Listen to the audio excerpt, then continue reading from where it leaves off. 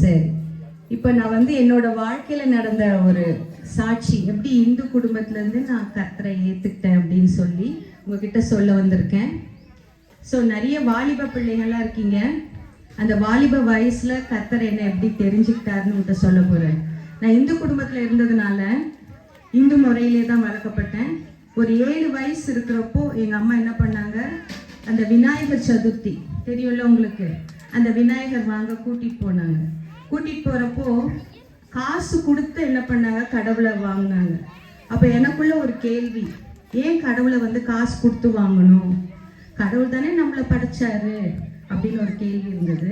அப்புறம் அதை வாங்கி ஒரு தட்டில் வச்சு வீட்டில் தூக்கிட்டு வந்தாங்க. அப்போ அடுத்த கேள்வி வந்தது, ஏன் நம்ம கடவுளை தூக்கணும்? கடவுள் தானே நம்மளை சுமக்கணும், கடவுள் தானே நம்மளை படைச்சார் அப்படின்னு. எங்கள் அம்மாட்ட கேட்டதுக்கு அவங்க என்ன சொன்னாங்க, சின்ன வயசுல கேட்டால் என்ன சொல்லுவேன் எங்கள் அம்மாலாம், சும்மா இரு, வாய மூடு, பேசாத அப்படி சொல்லிடுவோம்ல, அந்த மாதிரி சொல்லிட்டாங்க. சொன்னையே விட்டுட்டேன். நான் இப்படி பண்ணிட்டு தான் நம்ம என்ன பண்ணோம், வரணும். அப்படி பண்ணாம இருக்கா? ஓகே. ஸோ எனக்கு மறுபடியும் ஒரு கேள்வி, செவிடுன்றாங்கல்ல, அப்புறம் எதுக்கு போய் இப்படி பண்ணணும் அப்படின்னு சொல்லி. ஆனால் அந்த கேள்விக்கெல்லாம் எனக்கு சின்ன வயசுல எந்த பதிலும் கிடைக்கல. ஆனால் காலேஜ் படிக்கிறப்போ இவங்களை மாதிரி ஒரு சகோதரி என்ன பண்ண, என்கிட்ட ஏசாமி தான் உண்மையுள்ள தேவன், இயேசுவே உயிருள்ள தேவன் அப்படின்னு சொன்னான். சொல்லிட்டு ஒரு ஆலயத்துக்கு கூப்பிட்டா போனேன். மறுபடியும் அடுத்த வாரம் வந்துட்டா, திருப்பி ஆலயத்துக்கு கூப்பிட்டா. நான் சொன்னேன், இதப்ப சும்மா இந்த ஆலயத்துக்கு கூப்பிடுற வேலையெல்லாம் என்ன வச்சுக்காத. எங்க 33,000 கோடி தேவர்கள்லாம் என்ன ஆனாங்க, ஏன் நீ ஏசாமி தான் உண்மை உள்ள சாமின்னு சொல்ற அப்படின்னு கேட்டேன். அவ சொன்னா, இல்லை உன்ட்ட நான் சண்டை போட மாட்டேன், நான் ஜெபிச்சுக்கிறேன்ட்டு போயிட்டான். அதுக்கப்புறம் கொஞ்ச நாட்கள் கழித்து எங்க அப்பாவுக்கு என்னாச்சுன்னா மாரடைப்பு வந்தது. ஒரு 5 வருஷத்துக்குள்ள பார்த்தா ஒரு 13 தடவை பிஸ்னஸ்ல ரொம்ப ஒடிஞ்சு போனதுனால தொடர்ந்து அவங்களுக்கு வந்தது. ஸோ அது ரொம்ப மன கஷ்டம் இருந்தது, பண கஷ்டம் இருந்தது. வீட்டில் நான் மூத்த மக, எனக்கு கீழே ஒரு தம்பி ஒரு தங்கச்சி. என்ன ஆகும் இந்த குடும்பம், யார் வரப்போறா ஹெல்ப் பண்ண, யார் உதவி செய்வா, ஒரு மரண பயம், ஒரு இருள் எனக்குள்ள வர ஆரம்பிச்சுது. ஸோ நிறைய நாள் என்ன பண்ணுவேன், பயந்து அழுவேன் நான், என்ன நடக்குமோ அப்படின்ட்டு. திடீர்னு ஒரு மாரடைப்பு வந்துடும், ஹாஸ்பிட்டலில் கொண்டு போய் சேர்ப்போம், சரியாகும், திருப்பி வீட்டுக்கு கூட்டிட்டு வருவோம், இதே தொடர்ந்துருந்துச்சு. அப்போ என்ன பண்ணோம், ஒருத்தவங்க சொன்னாங்க, திருப்பதிக்கு போயிட்டு நீங்க போயிட்டு வந்தீங்கன்னா உங்களுக்கு நிவர்த்தி கிடைக்கும் அப்படின்னாங்க. ஸோ குடும்பமா நாங்க என்ன பண்ணோம், திருப்பதிக்கு போனோம். அங்க போய் அங்க பிரதர்ஷனம் பண்ணி கேள்விப்பட்டிருக்கீங்கல்ல. ஸோ ஒரு குளத்துல தண்ணியில இறங்கிட்டு நைட்டு 3 மணிக்கு அந்த திருப்பதி கதவு வாசல்ல போய் நின்று அங்க பிரதர்ஷனம் பண்ண நின்றுட்டு இருந்தேன். அப்போ கதவே திறக்கல. அப்ப அந்த பூஜாரி லேட்டா வந்தார். வந்துட்டு என்ன சொன்னாரு, பெரிய சாவி கொண்டு வந்தாரு. நான் சொன்னேன், உள்ள போலாமா அப்படின்னு கேட்டேன். அவர் சொன்னாரு, வெயிட் பண்ணுங்க, சுப்பிரபாதம் பாடிதான் நாங்க என்ன பண்ணுவோம், கடவுளை எழுப்புவோம் அப்படின்னாரு. ஆனா கர்த்தருக்குள்ள வந்த பிறகுதான் தெரிஞ்சது, இஸ்ரவேலை காக்கிறவர் உறங்குவதும் இல்லை தூங்குவதும் இல்லை. அவர் தூங்கவே மாட்டாம நம்மளை பார்த்துட்டு இருக்கிறார் 24/7. ஆனா தேவர்கள், மற்ற தேவர்களை எப்படி எழுப்பணுமா, சுப்பிரபாதம் பாடிதான் எழுப்பணும் அப்படி சொன்னோன்னு, சரி ஏதாவது எழுப்புங்க, நம்ம வந்த காரியம் நடந்தா சரின்னு சொல்லிட்டு வெயிட் பண்ணிட்டு இருந்தேன். உள்ள கதவை திறந்தோடனே ஒரு அங்க பிரதர்ஷனம் பண்ணேன். இந்த கீழே கடப்பா ஸ்லாப்ல அப்படியே உருண்டு வரணும்ல. ஆனா என்ன மீறின ஒரு சக்தி தான் அதை உள்ள வச்சுது. எழுது பார்க்கும் போது கை கால் எல்லாம் ரத்தம் இருந்தது. ஆனா எந்த பாரத்தோட நாங்க அந்த திருப்பதி மலைக்கு போனோமோ அதே பாரத்தோட தான் நாங்க கீழே வந்தோம். எந்த விடுதலையும் எங்களுக்கு கிடைக்கல. திருப்பி அதே கஷ்டம், அதே இருள், அதே பயம், அதே அச்சம், அதே கண்ணீர். ஸோ இதுக்கு என்னதான் வழி அப்படின்றப்போ ஒரு தடவை ரொம்ப மோசமா ஆகி எங்க அப்பா ஹாஸ்பிட்டல் இருந்தாங்க. 21 நாள் ஐசியூலே இருந்தாங்க. அப்பெல்லாம் காசுலாம் கஷ்டம். அப்ப இந்த சகோதரி ஒருத்தி எனக்கு என் ஃப்ரெண்டு சொன்னான்னு சொன்னல, பீனான்னு, அவன்கிட்ட போய் இந்த மாதிரி ஜெபிச்சுக்கோ அப்படின்னு. அவன் என்ன சொன்னா, நான் ஒரு மேல ஒரு ரூமுக்கு கூட்டிட்டு போறேன், ஒருத்தட்ட கூட்டிட்டு போய் உன்னை ஜெபிக்கிறேன். ஸோ அவளோட போய் மேல் ரூம்ல பார்த்தா யாருமே இல்லை. அவ யார்கிட்டையும் கூட்டிட்டு வரேன்னு சொன்னாலேன்னு பார்த்தா ஒருத்தரும் இல்லை. ஆனா முழங்கால் படிட்டு என்னோட குறைகள் எல்லாம் எடுத்து ஏசாமி கிட்ட ப்ரே பண்ண ஆரம்பிச்சா. அந்த மாதிரி ஜெபத்தை நான் ஒரு நாள், அது எனக்கு வயசு ஒரு 26 27 இருக்கும், கேட்கவே இல்லை அந்த மாதிரி ஒரு ஜெபத்தை. அழுத மனசுக்கு ரொம்ப ஆறுதலாக இருந்தது. அப்புறம் வீட்டுக்கு வந்த பிறகு எங்கள் அப்பா சுகம் அடைஞ்சாரு. எனக்குள்ள ஒரு நம்பிக்கை இருந்தது. 89வது வருடம் காலேஜ் படித்த பிறகு அக்டோபர் மாதம் ஒரு நைட்டு படுத்துட்டு இருக்கிறப்போ you are saved, you are save, யூ ஆர் சேவ்டுன்னு 3 தடவை ஒரு குரல் கேட்டுச்சு. அந்த குரல் எப்படி இருந்ததுன்னா, தண்ணீர் மேலே ஒரு ரஃப் வாய்ஸ் எப்படி இருக்கும், சங்கீதம் 29:3 கொடுத்துருக்கு, உங்க சத்தம் தண்ணீர்கள் மேல் இருக்கிறது அப்படின்னு. அந்த மாதிரி ஒரு ரஃப் வாய்ஸ்ல கேட்டுச்சு அந்த சத்தம். ஆனா எனக்கு அந்த வேர்டுக்கு என்ன தெரியல, அர்த்தம் தெரியல. யூ ஆர் சேவ்டுன்னா என்னன்னு தெரியல. காலையில எழுந்து அந்த ஃப்ரெண்டு வீட்டுக்கு போனேன். அதுக்கப்புறம் தூக்கமே வரல எனக்கு. போய் எனக்கு நைட் இந்த மாதிரி ஒரு சத்தம் கேட்டுச்சு, யூ ஆர் சேவ்டுன்னு சொல்லி. அப்படின்னா என்ன அப்படின்னு அவ சொன்ன, நீ ரட்சிக்கப்பட்டிருக்க, உன் பழைய பாவத்திலிருந்து, விக்கிரக ஆராதனையிலிருந்து, உன் இதுல இருந்து நீ ரட்சிக்கப்பட்டிருக்கன்னு. அந்த பிள்ளை கண்ணில் தண்ணி. அவ சொன்னா 2 கொரிந்தியர் 5:15, எவன் உன் கிறிஸ்துவுக்குள் இருக்கிறானோ பழையவைகள் எல்லாம் ஒளிந்தன, எல்லாம் புதிதாயின. ஸோ எல்லாம் நான் புதுசாக கர்த்தர் உன்னை மாற்றி இருக்கிறார் அப்படி சொன்னோன்னே, அப்புறம் நான் என்ன பண்ணேன், இந்த பைபிள் ஒன்று கொடுத்தா. ஆனால் பைபிள் எனக்கு சுத்தமாக படிக்க தெரில. அப்புறம் அவள் சொல்லி கொடுப்பான்னு நான் படித்தேன். அந்த மாதிரி தான் வளர்ந்தேன். ஜெபிக்கவே தெரியாது. 2 வார்த்தை தான் சொல்வேன், God bless me, help me, இவ்வளோதான் என்னோட ப்ரேயராக இருக்கும். ஆனால் அந்த பூஜை செய்கிறத நிறுத்திட்டேன், கோயிலுக்கு போகிறத நிறுத்திட்டேன். நானே தனியே உட்காந்து ஜெபிக்க ஆரம்பித்தேன்.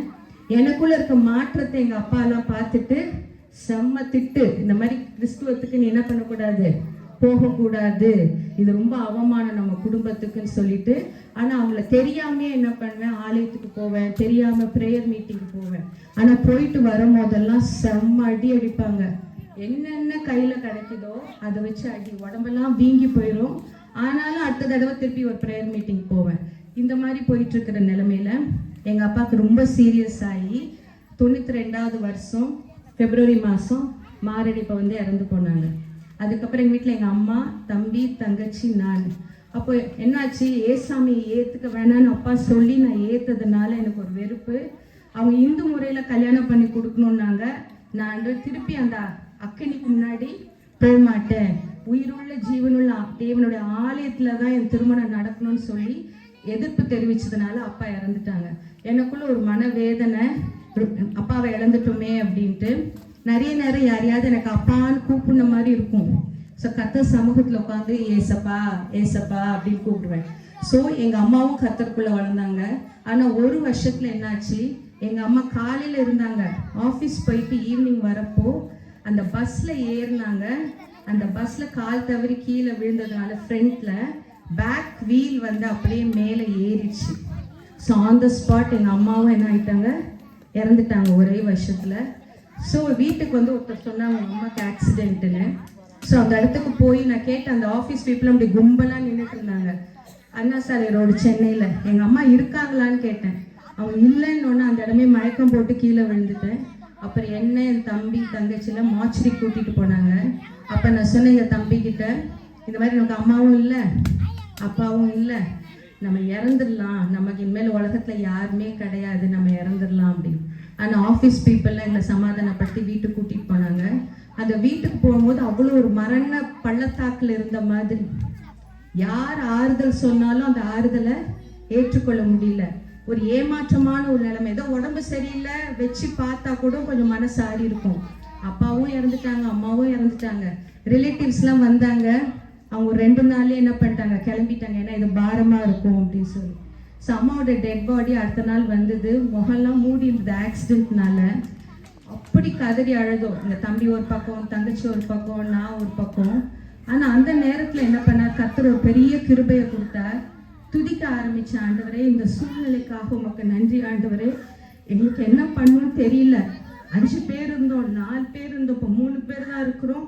ஆனால் நிறைய பேர் சொன்னாங்க நீ கிறிஸ்துவ இயேசுவை ஃபாலோ பண்ணதுனால தான் உனக்கு இவ்வளோ கஷ்டம்னு சொல்லி. ஆனால் நான் உங்களை மறுதளிக்க மாட்டேன் ஏசப்பா, நான் நம்பி வந்திருக்கேன் உங்களை, நான் உங்களையே பின்பற்றுவேன், எது வந்தாலும் ஏசப்பா நான் உங்களோட இருப்பேன், நீங்கள் என்னை நடத்துங்க, எங்கள் தம்பியை நடத்துங்க, தங்கச்சியை நடத்துங்கன்னு சொல்லி கொடுத்தப்போ கர்த்தர் என்ன பண்ணாரு, ஒரு ஆச்சரிய விதமாக நடத்த ஆரம்பிச்சாரு. எனக்கு ஆனால் இப்போ சமைக்க தெரியாது, எங்க கடன் இருக்கு, நாங்க யாருக்கா காசு கொடுக்கணுமா, பேங்க்ல என்ன இருக்கு, ஒண்ணுமே தெரியாது. ஒரு லீகல் ஹையர் சர்டிஃபிகேட்டுக்கே நாங்கள் ஒரு 10 தடவை அலைஞ்சிருப்போம். அவன் இதை கொண்டு வா அதை கொண்டு வா. அப்போ எங்களுக்கு ஒன்றுமே தெரியாது. ஆனால் அம்மாவோட வேலையை வந்து அரசாங்க வேலை கர்த்தர் வந்து 2 மாசத்துல, இப்போல்லாம் நான் கேட்குறேன் கம்பேஷன் 10 years 4 years ஆகுதுன்னு சொல்லி 2 மாசத்துல கர்த்தர் கொடுத்தார். அப்போ ஒரு ஐஏஎஸ் ஆஃபீஸர்கிட்ட போய் நின்று சர்டிஃபிகேட்லாம் இல்லை சார் அப்படின்னதுக்கு, நான் போட்டு தரமா வேலை அப்படின்னு போட்டு கொடுத்தாரு. ஆனால் எங்கே கொடுத்தாருன்னா கடலூரில், இந்த பாண்டிச்சேரி பக்கத்தில். அப்போது அங்கே கணவனால் கைவிடப்பட்டவங்க, விதவைகள், அநாதம் பிள்ளைகள் தான் அங்கே இருந்தாங்க ஸ்கூலில். அப்போது கர்த்தர் என்ன அங்கே அழைத்து போனதுக்கு ஒரு நோக்கம் இருந்தது.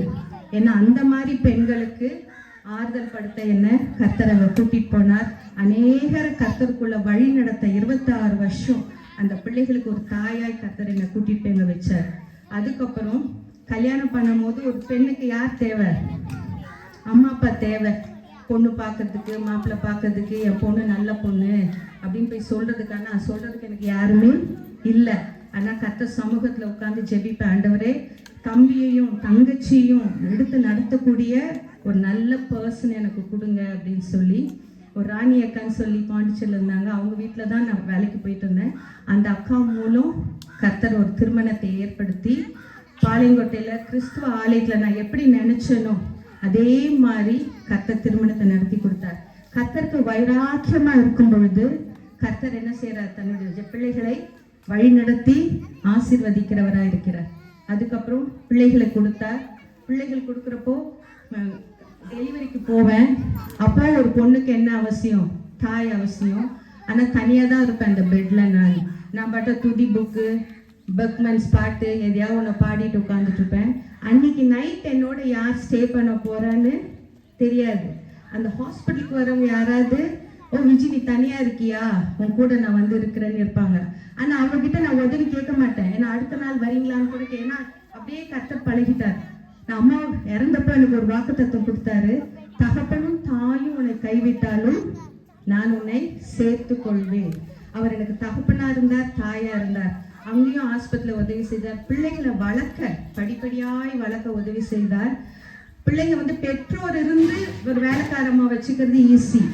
ஆனால் வீட்டில் யாருமே இல்லாமல் விட்டுட்டு போகிறது, 2.5 மாச குழந்தைய விட்டுட்டு போகிறது ரொம்ப கஷ்டம். ஆனால் அந்த மாதிரி தான் கர்த்தர் வளர்த்தார். ஒரு வாட்டி அந்த நேசரத்தில்னு ஒரு இடத்துல போய் பிள்ளைய விட்டோம். திடீர்னு ஃபோன் வருது, பாம்பு ஸ்கேர் வந்துருச்சு, எல்லாரும் பிள்ளைங்களை கூட்டிட்டு போயிட்டாங்க, உங்க பிள்ளைங்க மட்டும்தான் இங்க இருக்காங்க. என் பையன் இப்போ 3 வயசு, என் பொண்ணு வந்து தொட்டில படுத்துட்டு இருக்கா. என் கணவர் வந்து எண்ணூர்ல இருந்தாரு, நான் தாம்பரத்துல இருந்தேன். ஆனா வரவே முடியாது. அப்பெல்லாம் செல்போன்லாம் கிடையாது. அப்ப ஆண்டவர்கிட்ட சொன்ன, ஆண்டவரே நீங்க பிள்ளைங்களை கொடுத்தீங்க, நீங்க பாதுகாத்துக்கோங்க ஏசப்பா அப்படின்னு சொல்லி கர்த்தர் அழகா நடத்தி. அப்புறம் அந்த ஆஃபீஸ் மேனேஜரே போய் கையெழுத்து போட்டு இந்த குழந்தைங்க 2 பேரையும் வாங்கிட்டாங்க. வாங்கி அப்போ சொன்னாராம், கடைசியில் அந்த ஹோமில் அந்த 2 பசங்க நேசரத்தில் எல்லாரும் கூட்டிகிட்டு போயிட்டாங்க, உங்கள் பசங்க மட்டும்தான் இருந்தாங்கன்னு. கர்த்தர் காப்பாற்றினாரு. இது மாதிரி நிறைய அற்புதத்தை நான் சொல்லலாம். ஸோ மனசில் நான் என்ன நினைக்கிறேனோ, எதாவது சாப்பிட விரும்பினா கூட கர்த்தர் கொடுப்பாரு. அந்த மாதிரி இது வரைக்கும் கர்த்தர் வந்து ஒரு வேலையை கொடுத்து, ஒரு திருமணத்தை கொடுத்து, பிள்ளைகளை கொடுத்து, எந்த இடத்துல நான் எல்லாத்தையும் இழந்தேனோ, ஒண்ணுமே இல்லாம ஆனனோ, கர்த்தர் வந்து அந்த ஒண்ணுமே இல்லாம இருந்த இடத்துல இருந்தா உருவாக்க வல்லவர், உண்டாக்க வல்லவர். நம்ம அதிக நேரம் நினைக்கிறோம், எனக்கு யாருமே இல்லை, எனக்கு உதவி செய்வ யாருமே இல்லை, என் பக்கத்துல யாருமே இல்லை, நான் தனியா இருக்கிறேன், நான் அவங்களுக்கு அவ்வளோ செஞ்சிருக்கிறேன், எனக்கு செய்ய மாட்டேங்கிறாங்கன்ட்டு நம்ம அப்படி கவலைப்படவே வேணாம். கர்த்தரை நம்ம உறுதியா பற்றிக்கிட்டோம்னா கர்த்தர் வந்து நமக்கு நிற்கிற தேவனாய் இருக்கிறார், நமக்கு வழக்காடுகிறவராய் இருக்கிறார், யுத்தம் செய்கிறவராய் இருக்கிறார். அவர் சொல்றார், சேனைகளின் கர்த்தர் சேனையோடு வந்து தூதர்களோடு வந்து நமக்கு உதவி செய்கிற கர்த்தரா இருக்கிறார். என்னோட பாதையெல்லாம் 0 தான், எதுக்குமே ஹெல்ப் இருக்காது எனக்கு. ஆனா ஒவ்வொரு ஸ்டெப்லயும் கர்த்தர் அற்புதமாய் நடத்தி பசங்களை படிக்க வச்சு கல்யாணம் பண்ணி கொடுத்து இப்ப பெரிய விளவுல வச்சு சிறியவனை எளியவனை புழுதிலிருந்து குப்பையிலிருந்து தூக்கி எடுத்து பிரபுக்களோடும் ராஜாக்களோடும் உட்கார வைக்கிற தேவன். புழுதியில தான் இருந்தேன் நான், யாருமே அட்ரஸ் தெரியாது, ஹெல்ப் பண்ண யாரும் இல்லை. ஒரு கை மாத்துக்கு ஒரு நாள் கொண்டு போய் விடுறதுக்கு கூட எனக்கு இடம் கிடையாது. ஆனா எல்லா நாளும் கர்த்தர் வந்து உண்மையா இருந்தார். அப்ப நான் பண்ணது ஒன்னே ஒன்றுதான் பண்ணேன், உறுதியாய் கர்த்தரை பிடிச்சுக்கிட்டேன். இவங்க வரல, அவங்க வரல, அவங்க அதை சொன்னாங்க, எங்க அப்பா என்ன அடிச்சாங்க, என்னை விரட்டினாங்க, இவங்க மிரட்டினாங்கன்னு நான் ஒண்ணுமே பயந்து போல. எல்லாம் இழந்த நிலைமையுமே நான் பயந்து போல. என்னை கரம் பிடித்தவர் என்னை நடத்துவார். எதுவரை நடத்துவார்? மரணம் பரியந்தம் வரை நடத்த போதுமானவர், வருகை வரைக்கும் நம்மளை நடத்த போதுமானவர் சொல்லி உண்மையா பிடிச்சேன். இல்லாத போது பிடிச்சேன். கர்த்தர் எல்லாவற்றாலும் என்னை நிரப்பினார். இல்லாதவளை இருக்கிற போர் அழைக்கிற தேவன் ஒண்ணும் இல்லாத இடத்துல யெகோவா நிசியா, யெகோவா ராஃபாவா, யெகோவா ஷம்மாவா என் கூட இருந்தார். அதே மாதிரி கர்த்தர் வந்து பைபிள்ல நிறைய பேர் கர்த்தர்கிட்ட போறாங்க, ஒரு அற்புதத்தை பெறாங்க. இப்ப அந்த 12 வயசு பாடுபட்டுள்ள ஸ்திரீ இருக்கால, 12 வருஷம், அவ என்ன பண்ணா? தனக்கு சுகம் கிடைக்கும், என்கிட்ட பணம் இல்லை, என்கிட்ட வறுமை, என்கிட்ட வியாதின்னு சொல்லிட்டு வஸ்திரத்தை விசுவாசத்தோடு தொட்டா. அதே மாதிரிதான் அந்த விசுவாசத்தோடு நான் பிடிச்சேன். கர்த்தர்கிட்ட நம்ம அருகில வரணும். ஃபர்ஸ்ட் ஆத்துல ஒரு கால், சேத்துல ஒரு கால் வைக்க கூடாது. ரெண்டு எஜமானன் நம்மளால என்ன பண்ண முடியாது? சேவை செய்ய முடியாது. கர்த்தர்னா கர்த்தரே தேவன். அவரை உண்மையா நம்ம பின்பற்றும் பொழுது அவர் நமக்காக உயிருள்ள ஜீவனுள்ள தேவன், நமக்கு வைராக்கியமாக எழுந்திருந்து உதவி செய்ய வல்லவராய் இருக்கிறார். மனிதன் வந்து வெளிரங்கத்தை பார்ப்பான், ஆனா உள்ளான இருதயத்தை யார் பார்க்கறது? அந்த ஏக்கத்தை, அந்த தனிமையை, அந்த தவிப்பை, அந்த கஷ்டத்தை, அந்த கண்ணீரை யார் பார்க்கிறா? ஏசப்பா பார்க்கிறார். சோ நம்மள ஃபர்ஸ்ட் அவர் அருகில் வரணும். அருகில் வந்த உடனே நமக்கு ஒரு அடையாளத்தை கொடுக்கிறார். என்ன அடையாளம்?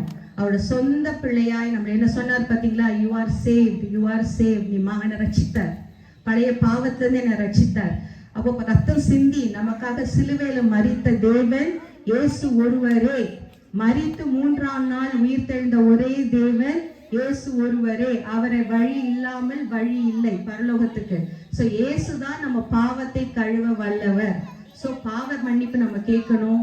ரகசியமான பாவமா இருந்தாலும் சரி, யாராக்கா நம்ம துரோகம் செஞ்சிருந்தாலும் சரி, யார் மூலமாவது கஷ்டம் வந்ததுனாலும் சரி, ஏசப்பா இது வெளியே சொல்ல முடியல, என் பாவத்தை உங்ககிட்ட நான் அறிக்கையிடுறேன் ஆண்டவரே, ரகசியமா தனியா போய் இதை எனக்கு மன்னிங்க ஏசப்பான்னு சொல்றப்போ, அவர் கிழக்குக்கும் மேற்குக்கும் எவ்வளவு தூரமா இருக்கிறதோ அவ்வளவு தூரமா நம் பாவத்தை எடுத்து போடுகிற தேவனா இருக்கிறார். எடுத்து பரிசுத்தப்படுத்தி ஜீவ புத்தகத்துல உங்க பேரை எழுதுகிறார். அதான் இருக்கிறதுலயே பாக்கியம்.